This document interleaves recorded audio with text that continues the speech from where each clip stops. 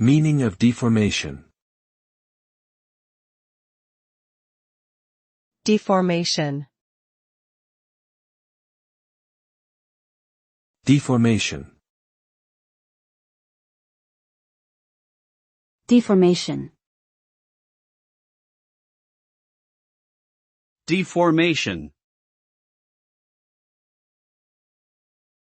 The term deformation refers to the process by which a material is altered in shape or size due to the application of an external force. This can result in various changes, such as stretching, bending, compressing, or twisting, which can either be temporary or permanent, depending on the nature and intensity of the force. Deformation can affect both natural and engineered materials, including metals, plastics, ceramics, and biological tissues, and is a fundamental concept in fields such as mechanics, engineering, geology, and materials science.